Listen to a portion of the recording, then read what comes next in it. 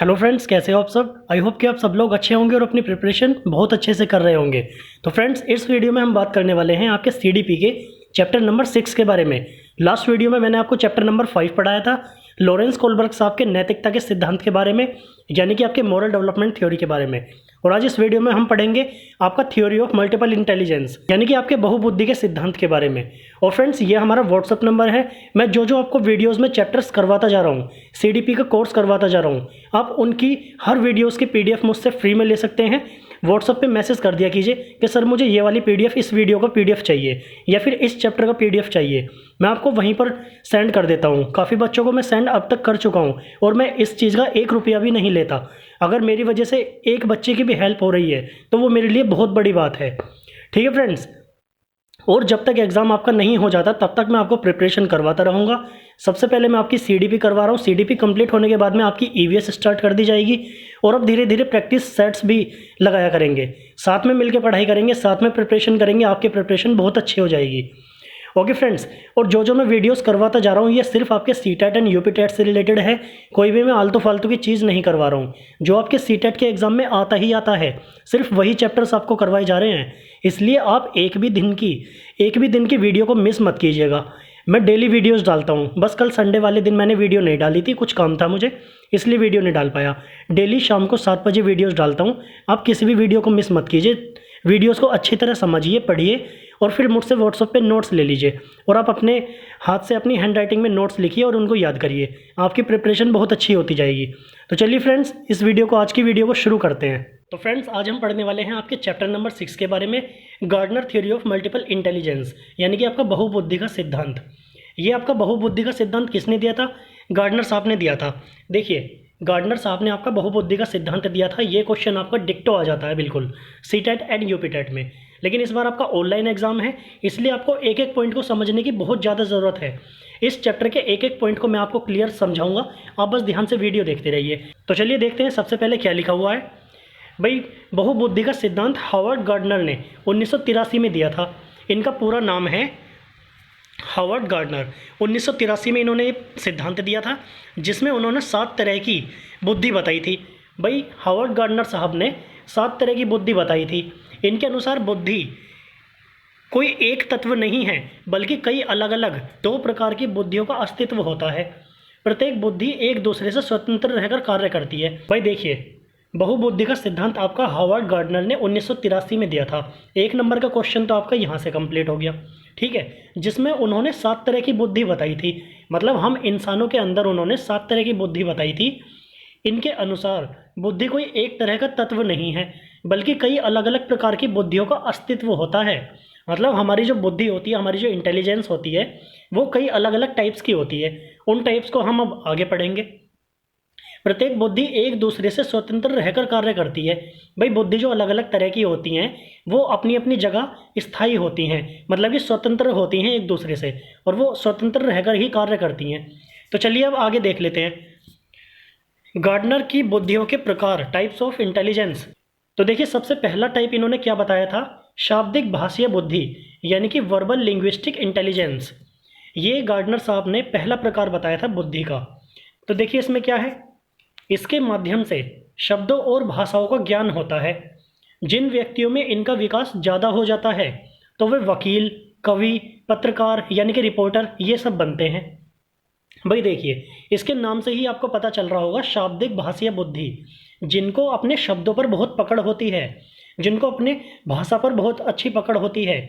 मान लीजिए मैं आपको वीडियो ये समझा रहा हूँ, मैं आपको चैप्टर समझा रहा हूँ और मैं आपको बोल बोल के समझा रहा हूँ, तो मुझे अपनी भाषा पर, यानी कि मुझे अपनी शाब्दिक भाषीय बुद्धि पर थोड़ी सी पकड़ है, इसलिए मैं आपको समझा पा रहा हूँ।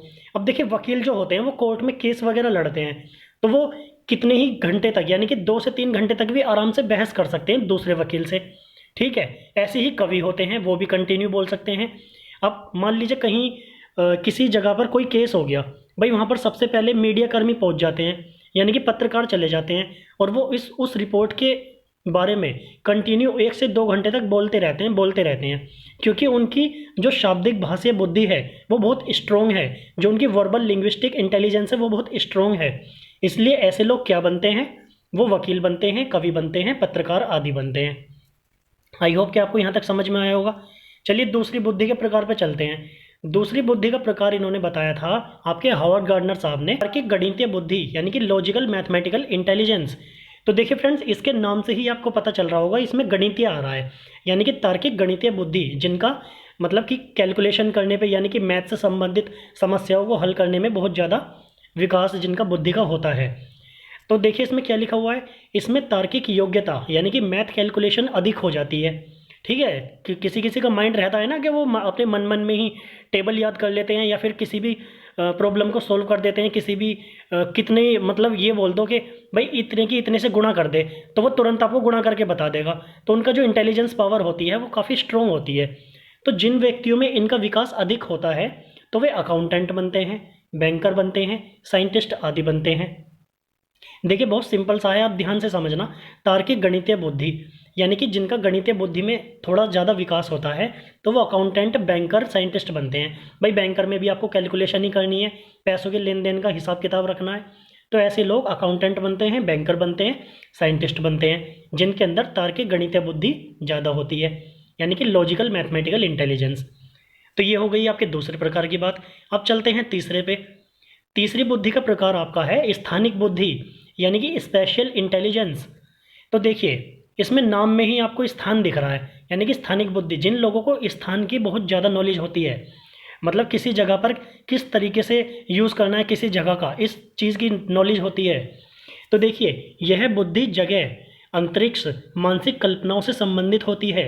जिन व्यक्तियों में इनका विकास अधिक हो जाता है तो वो व्यक्ति मूर्तिकार, चित्रकार या फिर आर्किटेक्चर बनते हैं। भाई मूर्तिकार भी बन सकते हैं, वो चित्रकार भी बन सकते हैं, आर्किटेक्चर भी बन सकते हैं।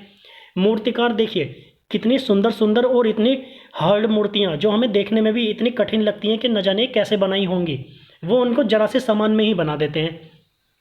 ऐसे ही आप चित्रकार को ले लीजिए। भाई कोई पेंटिंग बनानी है और उनको आप थोड़े से कलर दे दो तो, और थोड़ी सी जगह दे दो कि भाई इस थोड़ी सी जगह में पेंटिंग बनानी है, वो उन थोड़ी सी जगह में ही बहुत अच्छी पेंटिंग बना देंगे। और आपके ऐसे ही आर्किटेक्चर होते हैं। अब आपने देखा होगा कि दिल्ली में 10-10 या फिर 20-20 जगह के भी 20-20 गज के मकान होते हैं। तो आर्किटेक्चर उनको इस तरह से बनाते हैं कि वो 20 गज में भी आपके 3-4 मंजिल खड़ी कर देते हैं। दिल्ली में आपको काफ़ी ज़्यादा ऐसे मकान देखने को मिल जाएंगे। यानी कि जो जगह को यूटिलाइज़ करना जानते हैं कि इस जगह पर किस तरह से काम करना है, किस तरीके से चीज़ को बनाना है, ऐसी बुद्धि जिनमें ज़्यादा होती है वो मूर्तिकार, चित्रकार या फिर आर्किटेक्चर बनते हैं। ओके फ्रेंड्स, चलिए आगे चलते हैं।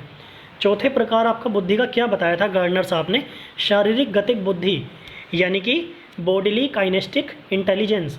इसमें क्या लिखा हुआ है, शरीर को गति देने वाली बुद्धि, जिन व्यक्तियों में इनका विकास अधिक हो जाता है तो वो अभिनेता, अभिनेत्री या फिर एथलीट, डांसर आदि बनते हैं। अब देखिए जिनके अंदर शारीरिक गति बुद्धि होती है यानी कि अपनी बॉडी को तेज़ी से हिलाना डुलाना, तेज़ी से अपनी बॉडी से वर्क लेना, ऐसे लोग अभिनेता, अभिनेत्री, आपने देखा होगा ना मूवीज़ वगैरह में कितने फास्ट डांस करते हैं। ठीक है, तो ऐसे लोग अभिनेता यानी कि हीरो हीरोइन वगैरह बनते हैं। एथलीट बनते हैं, देखिए एथलीट कितनी तेज़ भागते हैं, रेस लगाते हैं, तो उनकी बॉडी जो उनका शारीरिक गति होती है वो बहुत ज़्यादा होती है। शारीरिक गतिक बुद्धि का ज़्यादा विकास होता है ऐसे लोगों में, डांसर आदि बनते हैं वो लोग। ओके, चलिए आगे चलते हैं। भाई आपका पांचवा है संगीतात्मक बुद्धि यानी कि म्यूजिकल इंटेलिजेंस। इसके तो आपको नाम से ही पता चल रहा होगा, संगीतात्मक बुद्धि यानी कि म्यूजिकल इंटेलिजेंस यानी कि म्यूजिक। इस बुद्धि के अंतर्गत संगीत की बुद्धि व्यक्ति में बहुत अधिक होती है। जिन व्यक्तियों में इनका विकास अधिक हो जाता है तो वे सिंगर, एंटरटेनर या फिर कुछ और बनते हैं। देखिए जिन व्यक्तियों में संगीत की बुद्धि ज़्यादा होती है तो सिंपल सा ही आप लोग समझ लीजिए कि वो लोग सिंगर बनते हैं या फिर एंटरटेनर बनते हैं, जो लोगों को जोक सुनाते हैं या फिर अपनी सुरीली आवाज़ में लोगों को एंटरटेन करते हैं। आपको यूट्यूब पे काफ़ी वीडियोस मिल जाएंगी ऐसे लोगों की भी। तो यही होती है हमारी संगीतात्मक बुद्धि। जिन लोगों में इनका विकास ज़्यादा होता है तो वे सिंगर या एंटरटेनमेंट करने वाले बनते हैं। देखिए अब चलते हैं नंबर 6 पर। फ्रेंड्स यहाँ पर कंफ्यूज मत होना, ये यहाँ तक ब्लैक पेन से मैंने काम किया था और ब्लैक पेन मेरा फिर बीच में ख़त्म हो गया और ब्लैक पेन मेरे पास था भी नहीं और बारिश पड़ रही थी, इसलिए मैंने रेड पेन से आगे की हेडिंग्स लिखी हुई हैं। ठीक है, कंफ्यूज मत होना कि कभी किसी और चीज़ की हेडिंग हो। ये बुद्धि के प्रकार चल रहे हैं आपके। पांचवा प्रकार हमने पढ़ लिया संगीतात्मक बुद्धि। अब छठा प्रकार हम पढ़ते हैं अंतर व्यक्तिगत बुद्धि। देखिए इस टॉपिक को आप ध्यान से समझना, यहाँ पर काफ़ी बच्चे कंफ्यूज होते हैं। एक तो होती है आपकी अंतर्व्यक्तिगत बुद्धि यानी कि इंटरपर्सनल इंटेलिजेंस, ये क्या होती है? इसके द्वारा दूसरे व्यक्तियों के साथ कैसे इंटरेक्ट किया जाए यह पता चलता है। जिन व्यक्तियों में इनका विकास अधिक होता है तो वे नेता, सामाजिक कार्यकर्ता आदि बनते हैं। देखिए, इंटरपर्सनल इंटेलिजेंस में यानी कि व्यक्तिगत बुद्धि में जिनका विकास ज़्यादा होता है तो वे नेता बनते हैं, सामाजिक कार्यकर्ता आदि बनते हैं। कैसे? भाई देखिए, इस बुद्धि के द्वारा दूसरे व्यक्ति के साथ कैसे इंटरेक्ट किया जाए। भाई देखिए, जब इलेक्शंस आते हैं तो हमारे आसपास के जो नेता लोग इलेक्शन में खड़े होते हैं वो आते हैं ना हमसे बात करने के लिए कि हमें वोट दे दीजिए, हम इतना अच्छा काम करके दिखाएंगे, हम ये करेंगे वो करेंगे। बाद में चाहे कुछ भी होता हो, लेकिन आते हैं ना, मतलब बहुत अपनी अपनी बातों में लोगों को एकदम से इंटरेक्ट कर लेते हैं, लोगों को अपने विश्वास जगा देते हैं अपनी तरफ से। तो इन पे बात करना बहुत अच्छे से आता है। नेताओं पे, सामाजिक कार्यकर्ताओं पे ये बहुत अच्छे से बात कर सकते हैं, बहुत अच्छे से लोगों को विश्वास जीत सकते हैं लोगों का। तो यही होती है इंटरपर्सनल इंटेलिजेंस, अंतर्व्यक्तिगत बुद्धि। ठीक है फ्रेंड्स, चलिए अगली बुद्धि के प्रकार पे चलते हैं। देखिए, ये दो होती हैं, इनमें आप कंफ्यूज मत होना। एक तो होती है आपकी इंटरपर्सनल यानी कि अंतर्व्यक्तिगत, और एक होती है आपकी अतः व्यक्तिगत बुद्धि यानी कि इंट्रापर्सनल। इसमें क्या लिखा हुआ है? इसके द्वारा खुद के साथ इंटरेक्ट किया जाता है। जिन व्यक्तियों में इनका विकास ज़्यादा हो जाता है तो वे व्यक्ति आध्यात्मिक गुरु बन जाते हैं। कैसे? भाई मैं आपको एक एग्जांपल देता हूँ। देखिए, जो लोग अतः व्यक्तिगत बुद्धि वाले होते हैं, इनके द्वारा खुद से ही, जो लोग खुद से ही इंटरेक्ट करते हैं, मतलब उन्हें दुनियादारी से कोई मतलब नहीं होता, वो सिर्फ अपने से ही इंटरेक्ट करते हैं, अपने से ही सोच विचार सब कुछ, उनका माइंड अपने से ही काम करता है, मतलब वो खुद में ही लीन रहते हैं। तो जिनमें इनका विकास ज़्यादा होता है तो वो आध्यात्मिक गुरु बन जाते हैं। जैसे कि हमारे इतिहास में बहुत सारे गुरु हुए हैं, बौद्ध गुरु हुए हैं, तो वो खुद से ही मेडिटेशन करते रहते हैं ना, बहुत बहुत देर तक, कई कई घंटों तक तपस्या करते रहते हैं या फिर ध्यान करते रहते हैं, तो वे आध्यात्मिक गुरु बन जाते हैं। वो खुद से इंटरेक्ट करते हैं, उन्हें सिर्फ खुद से ही वो होता है, वो किसी दुनियादारी के चक्कर में नहीं पड़ते। तो ऐसे लोग आध्यात्मिक गुरु बन जाते हैं। आगे चलते हैं। देखिए, ये है आपका 8वां बुद्धि का प्रकार, प्रकृतिवादी बुद्धि, नेचुरलिस्टिक इंटेलिजेंस। इसमें क्या है? इस बुद्धि के व्यक्ति प्रकृति के नज़दीक रहते हैं, उन्हें प्रकृति से बहुत लगाव रहता है, प्यार रहता है प्रकृति से, अपनी पृथ्वी से, अपनी संसार से। जिन व्यक्तियों में इनका विकास अधिक हो जाता है तो वे किसान बनते हैं। भाई हमारे जो किसान भाई हैं वो खेतों में देखिए कितनी मेहनत करते हैं, कितना, चाहे कितनी भी तेज़ गर्मी, कितनी भी सड़ी गर्मी क्यों ना पड़ती हो, लेकिन वो इतनी मेहनत करते हैं, उनकी वजह से ही हम अनाज खाते हैं। ठीक है, अगर वो मेहनत नहीं करेंगे तो हम भूखे मर जाएंगे। उनकी मेहनत से ही हमें 2 टाइम की रोटी मिलती है। अगर वो काम नहीं करेंगे तो बताइए कौन करेगा? तो वही होते हैं प्रकृतिवादी, उन्हें प्रकृति से बहुत लगाव रहता है, और जिनमें इनका विकास ज़्यादा होता है तो वो किसान बनते हैं, वो खेती का काम करना बहुत पसंद करते हैं।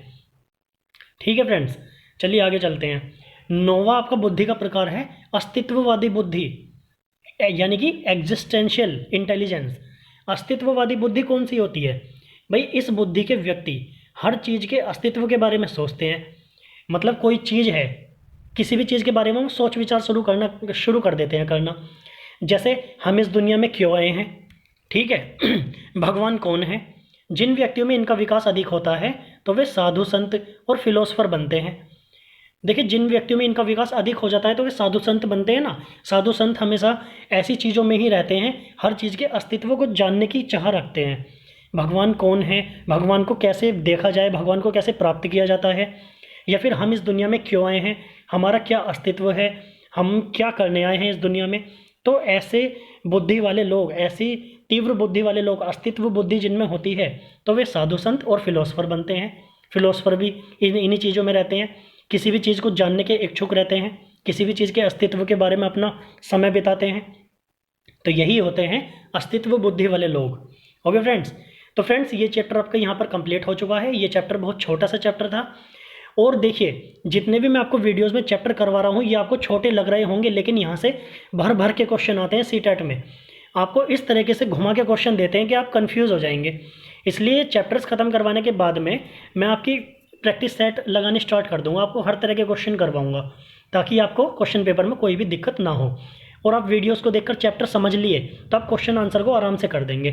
ठीक है फ्रेंड्स, तो इस चैप्टर की PDF आप मुझसे व्हाट्सएप पे ले लेना, और अपने हाथ से नोट्स लिख लेना। अगर आपको यहाँ पर समझ में नहीं आ रहा हो, मैंने आपको एक एक पॉइंट समझा दिया, दोबारा वीडियो देख लिया कीजिए। अगर आपको समझ में कोई किसी जगह पर पॉइंट ना आए और कोई भी दिक्कत हो मुझसे पूछ लिया कीजिए, मैं आपके लिए हर समय बैठा रहता हूँ। ठीक है, आपको हर टाइम किसी भी टाइम आप मैसेज करेंगे मैं रिप्लाई दे देता हूँ। ठीक है फ्रेंड्स, तो इस वीडियो में सिर्फ इतना ही। मैं कल शाम को, डेली शाम को 7 बजे वीडियो आती है CDP की, उसके बाद में मैं अलग सब्जेक्ट स्टार्ट कर दूंगा आपका CTET के लिए।